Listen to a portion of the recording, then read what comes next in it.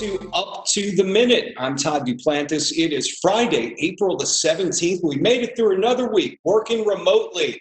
Welcome to the show. We're here with your HCC news and information. I'm joined by my co-host, Brittany Pacheco. Brittany, I just can't talk today. It's been a long month or so, huh? I don't even know how to begin that, Todd. I mean, we went from co-host, cohort, co-host. Yeah, it's okay. Freeze. Yeah, it was a brain freeze, but I'm glad it's Friday, though. Yeah, thankfully it's Friday. We're closing out another week of online learning for our students, faculty, and staff, and we'll figure out the right words hopefully before day's end. We'll get it right. It's a half-hour show this morning, and we've got a packed show for you. Michael Garfield, the high-tech Texan, joins us from his humble abode in the Sugar Land area. Michael, welcome to the show. Co-host, cohort, whatever. It doesn't matter. It's all the same. It is. We've also, it's Friday, and we've got Ryan McCauley from the HCC Foundation joining us as well. Ryan, welcome back. Nice beard. We'll talk to you more about that in a second. Thank you. We're going to start now with our special guest, Dr. Zachary Hodges, the president of HCC Northwest. Dr. Hodges, welcome to Up to the Minute. You know, you've already made an appearance on this show recently. Did you know that? Well, let's see. You know, I'm a little bit off center too. So yeah, I think this. You know, I did have a video conference, I guess, not too long ago. Maybe it was a month, maybe it was a week, who knows? Well, you may not know, but we featured you on the show. I think it was last week. You posted a picture of you attending a board meeting virtually. And of course, from up top, it looked like you had a suit on. Then you had some really nice shorts. So we posted that picture and a couple of our friends who all wear shorts on camera. Well, you know, the right title now is upperwear. So when people are looking for clothing, you know, they're looking for upperwear these days. You know, that was at one of our virtual board meetings that you mentioned that. And I wanted to ask you, because we're all working virtually right now, and this was a monumental task for the faculty and administration to get our students ready, to get themselves ready within a couple of weeks to go online. What type of undertaking was that for you and your staff, getting ready to prepare to deliver education online? Well, and you know, and getting me ready. So I am amazed at the transformation that we were able to do in a relatively short period of time. Our faculty, it really took my breath away thinking about the monumental task at hand of getting our faculty online. Fortunately, HCC was pretty prepared as far as the infrastructure to make that happen. You know, I can't imagine an organization that had to start from scratch. Thanks to Dr. Norma Perez's leadership, you know, all the faculty already had a shell for online learning, and many had already set their programs up. Some hadn't, but we were ready infrastructure-wise. We also have, you know, really committed faculty that want to do the right thing for their students and their discipline. So they want to do it in a quality environment where we really served our students. And boy, it happened. Again, I just kind of held my breath as we had that short period of time to get the faculty online and the staff. What was your biggest challenge during all of that? I mean, we had an extended spring break, then we waited another week and got everybody ready, and then we were online and it was showtime. What was your biggest challenge heading into that? Well, as a leader, my biggest challenge was worrying about where the weak links were.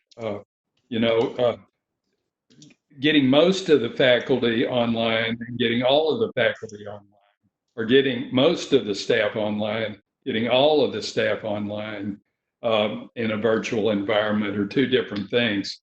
I am amazed that how our faculty and staff, I shouldn't have been surprised, but this big of an undertaking, you just really worry about, you know, the leaks in the system.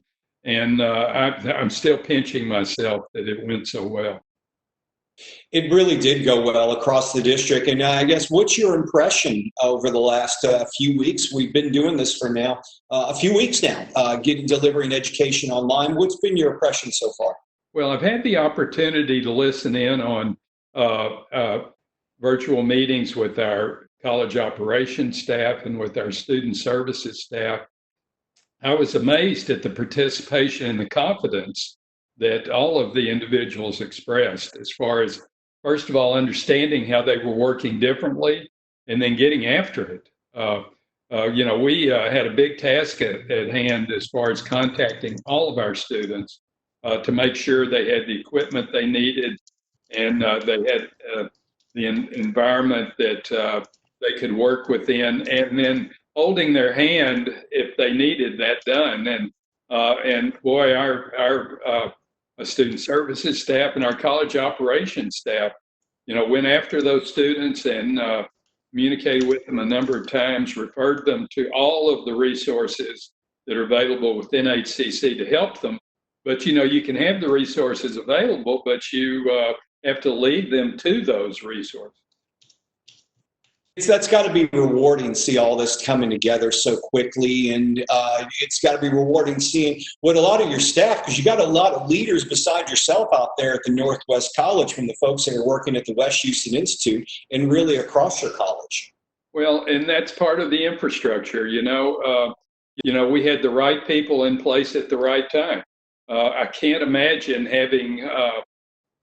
having staff that couldn't perform, and then what we would have done about that. Everyone stepped up to the plate, but we already had a strong leadership team and strong student services and college operations, people that are confident, and presented with the problem, they took it on and solved their problem in their own way. What type of feedback have you been getting from your faculty and most importantly from the students, what you've heard from them? Well, I think the faculty are overburdened. It was a stressful experience. I think we'll be better for it. I know we'll be better for it as a result of it. But I can't even imagine the number of hours that faculty and department chairs and deans had to put in to move this massive machine and turn this battleship, towards online learning. Your students, have you had a chance to hear some feedback from them during this? Yeah, I think it's interesting. I have two centers of excellence, engineering and visual and performing arts. And we have a participation rate, I think, that's a lot higher than I would have thought it was. So we still have a few students that are stragglers, but when you're teaching classes in person, you have a few students that are stragglers. We still worry very, very much about those students that are in situations because of this that just aren't going to be able to be successful. So we've set in place grading policies in place to consider that circumstance, because it's out there. There were a lot of students that, for whatever reason, weren't ready, didn't have the equipment, don't have the environment, loss of income, all of those things. So we've put in place some safety nets to accommodate those students as well. Yeah, and you just mentioned a lot of students are facing reality where they may have lost their part-time or even full-time job. And there's a lot of uncertainty right now as we're hearing things maybe opening up in the next few weeks. But what message do you have to your students right now, especially surround all this uncertainty surrounding us? Well, I think you take care of yourself first. You have to take care of your circumstances. And that means taking action in new and creative ways, whether it's finding new work, whether applying for benefits, taking care of your children. You're really going to have to do that first. Is not primary in that circumstance. But we're going to be here. We're going to be better, and we're going to be here, and we will help you get through. Just don't do this by yourself. There are people that can help you within the organization.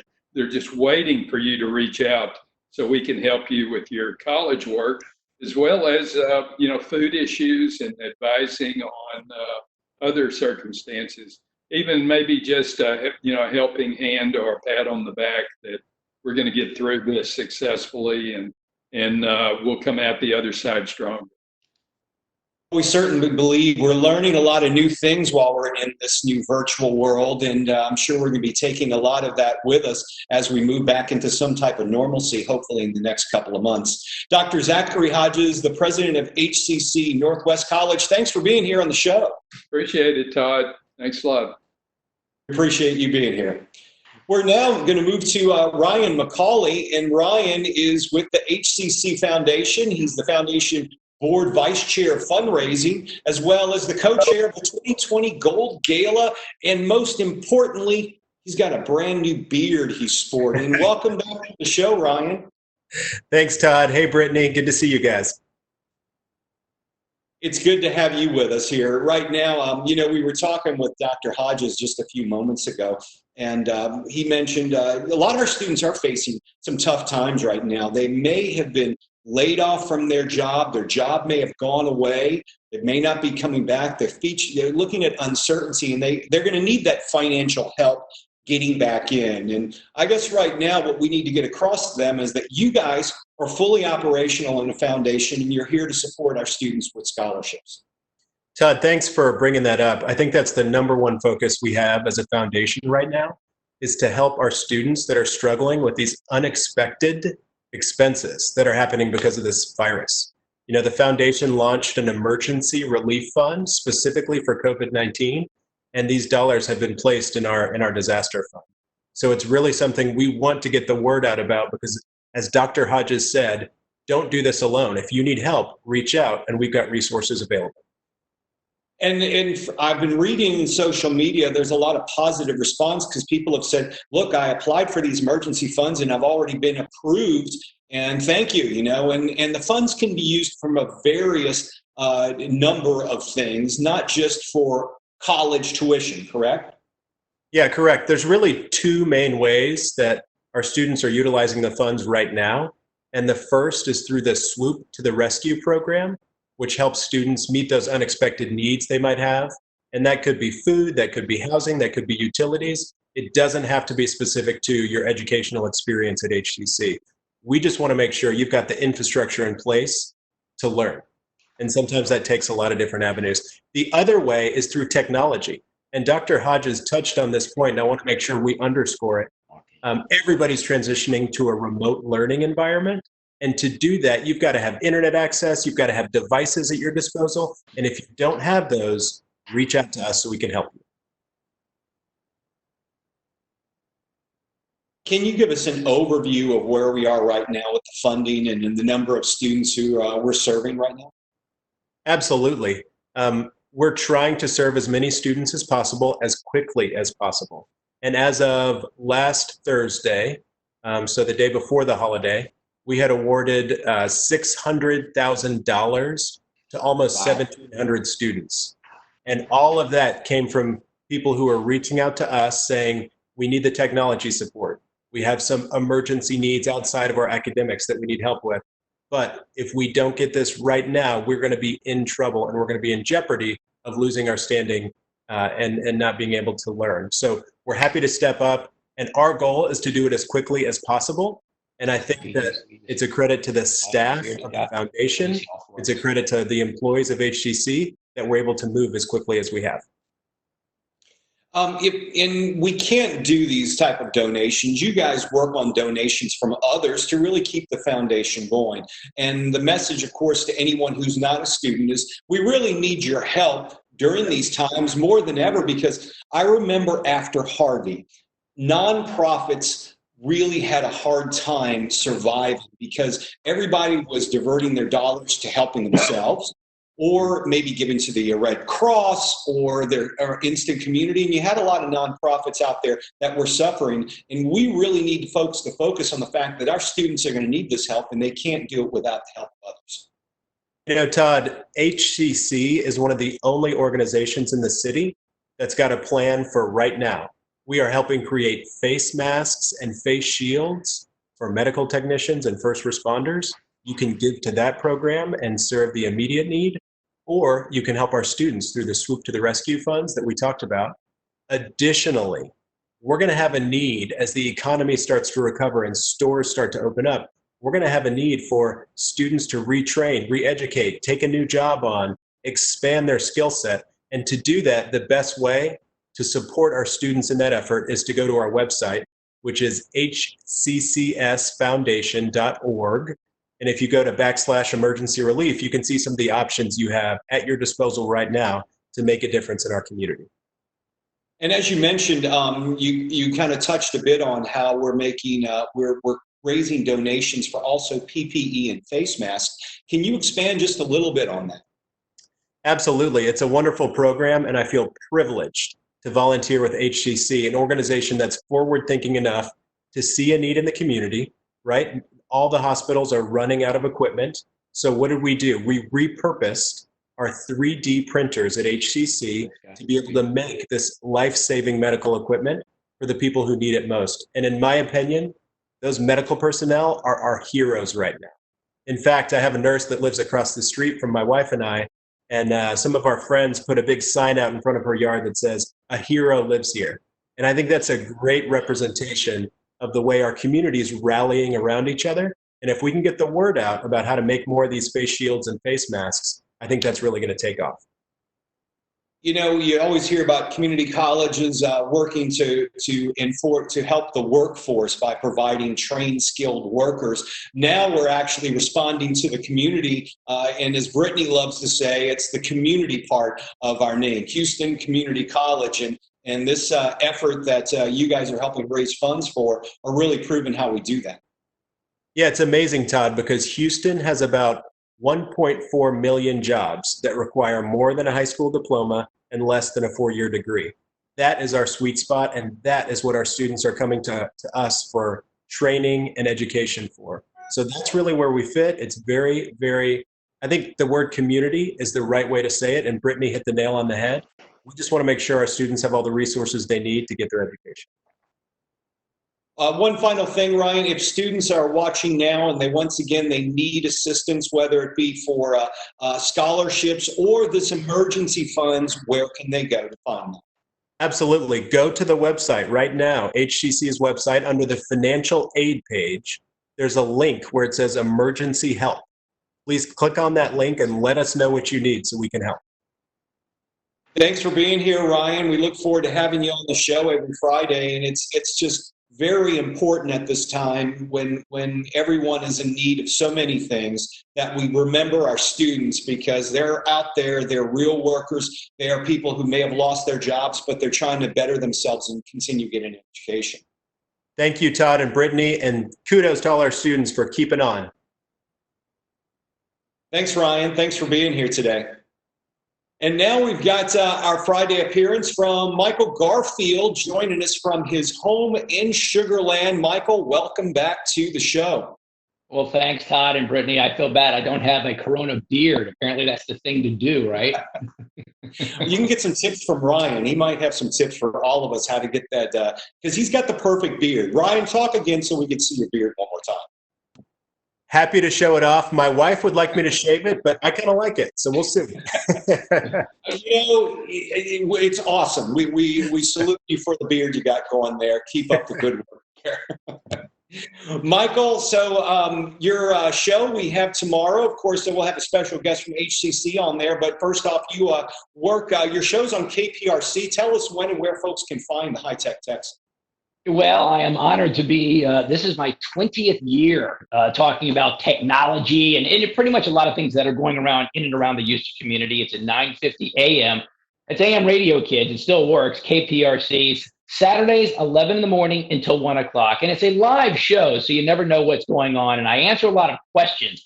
Obviously, nowadays, people want to know, what's the best way to video conference? Is it Zoom? What's the issues with, the security? And also some other neat things like, how to turn your home into a study hall or even a work from home, because, Todd, that's so many things that we're facing right now. Yeah, a lot of folks are wondering, in fact, inspired by the video you put out the other day. I actually changed it up in my little home studio, lowered my camera and got a more comfortable chair because for the last 3 weeks I've been sitting up for the whole show. And by the end of the show, I'm taking Advil because my back hurts, or the end of my shift. So being a little more ergonomic, I've got a different chair in here just to kind of make things more comfortable. And I guess we have to be comfortable and presentable with our home studio and home workspace. Well, it's not so much the studio. Obviously, we're very fortunate. We have fun. And while we're still doing work, we're trying to communicate to the community and also to the world what's going on. But some of the tips that I've been going through actually involve right here. This is my actual desk at home. And I'm sitting down. It's a great desk. It's about 4.5 feet by 2.5 feet. It's a lot of workspace. I'm very proud of my all-in-one computer here. But one of the things this does, it's an ergonomic desk. And you've seen these a lot right now. So not only can I sit down, we're going to pull the camera back and we're going to show you what we're going to do. We're going to all electric. It actually raises up and it allows you now, as I slowly stand up, so now I can stand up. And these are some of the tips and things that you should be doing that gets your body circulating in a number of different good things that goes on. So it worked well. Live TV, what are you going to do? That I have a desk like that at work, which I think I might have to get the one that lifts up like that. It does make a lot of a difference during the day, especially if you're going to be at that desk for hours, because you need to be standing up and sitting down and doing a combination of both to maintain health.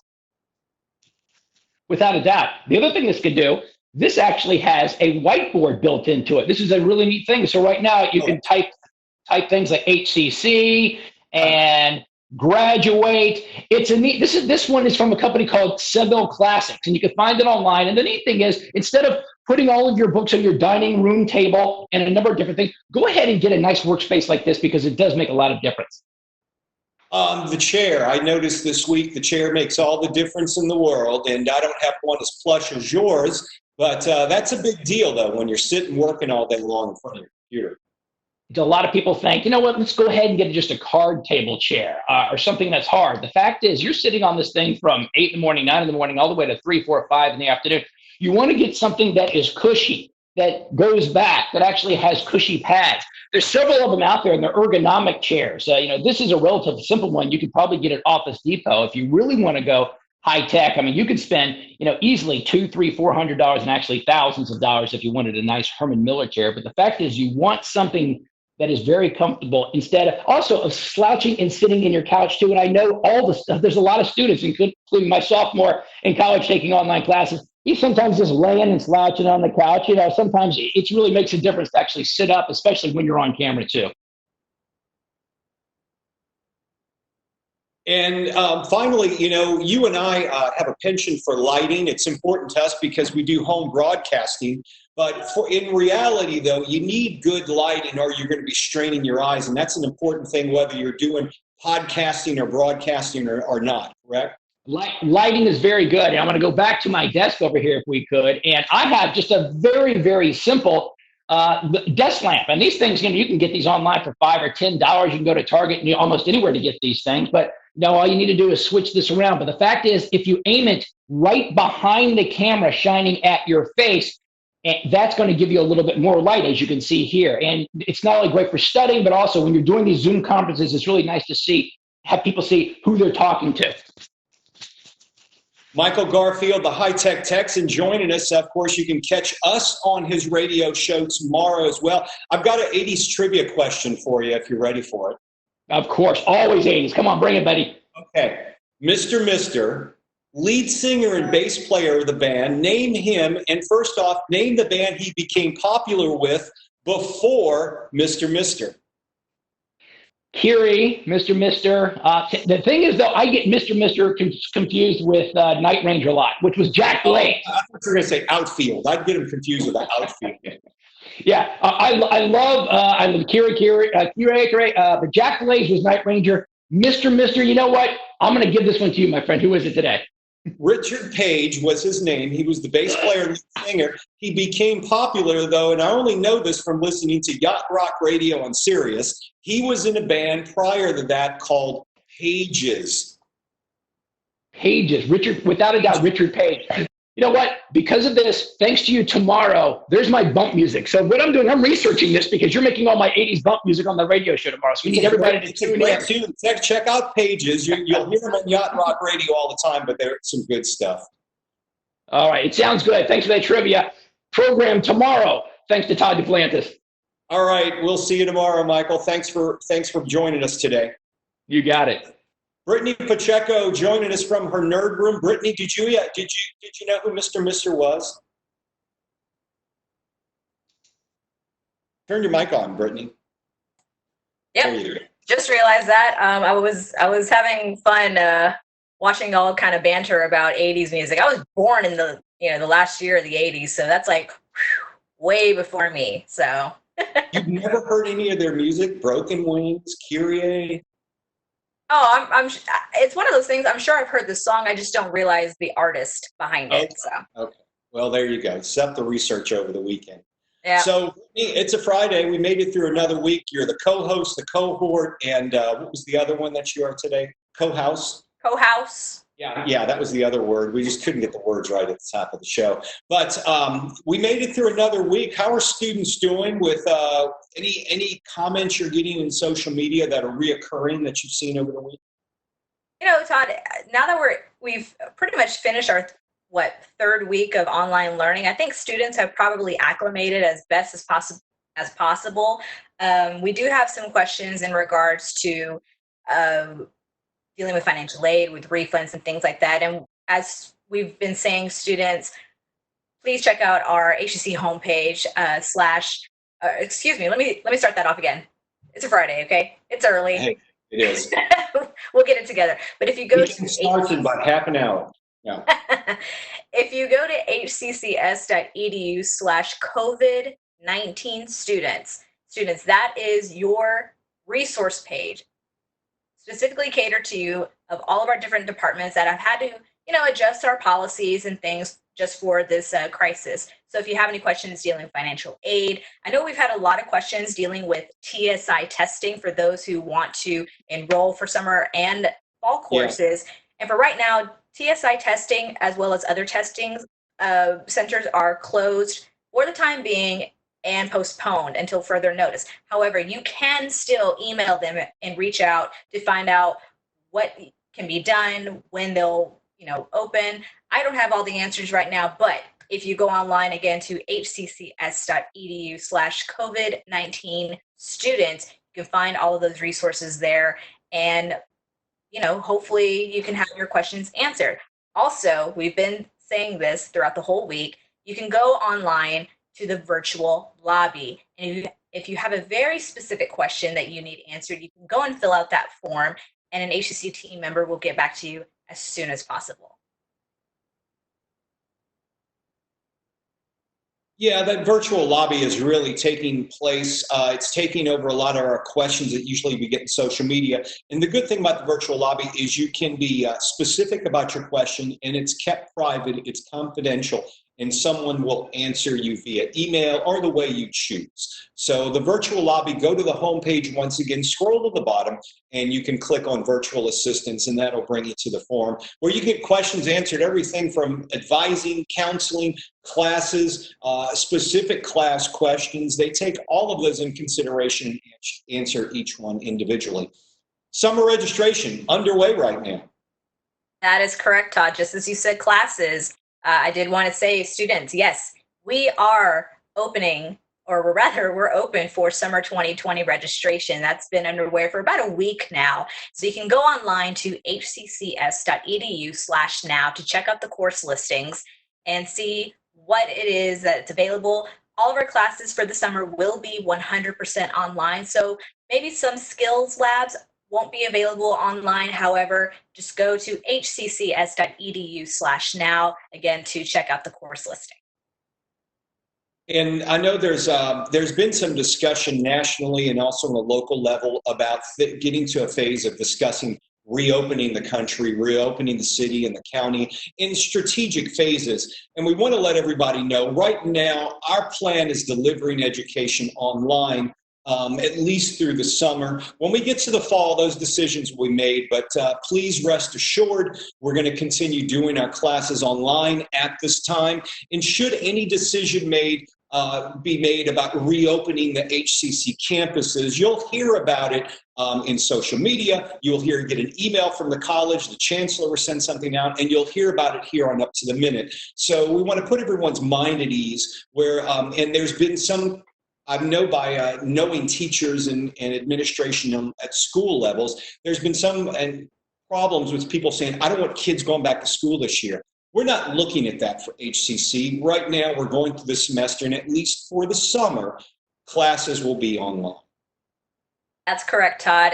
We are following all the guidelines, not only at the local and state level, but most definitely at the federal level. So students, just rest assured for the time being, we are having classes again 100% online for the remainder of the spring semester, as well as all of the summer sessions. So again, go online to hccs.edu/now to check out the course listings for summer 2020.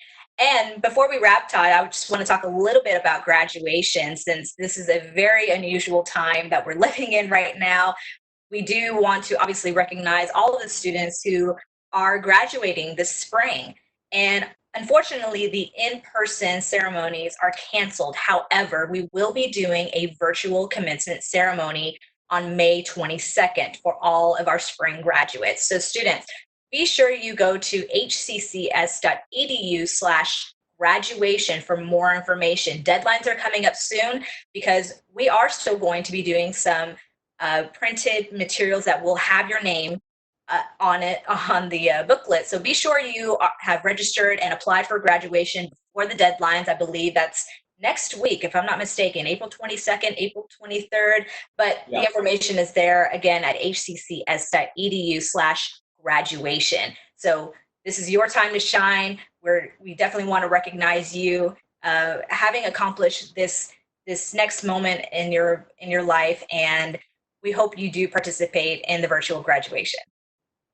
We really do. And if you want to walk in person, that option is available in December when we have our fall graduation commencement ceremony. Brittany, it's already Friday. Have a good weekend. Enjoy your time over the weekend. And maybe, I didn't hear Luna today, so do you have her sedated right now? What's going on? No, Luna is actually taking a nap right now because she's still a puppy. She still needs to get her daily 12 hours of sleep. So that's what she's doing right now. Well, when they get older, they still get 12 hours of sleep. I'll testify to that too. So, yeah. Brittany, thanks for being here today, and have a good weekend. And all of you have a good weekend. Get out if you can. Practice the social distancing. But when it looks like we may have some bad weather, but when it's nice out, get out there, get some fresh air, enjoy your family, enjoy your time, and we'll see you back again on Monday morning, 10 a.m. Thanks for joining us on Up to the Minute.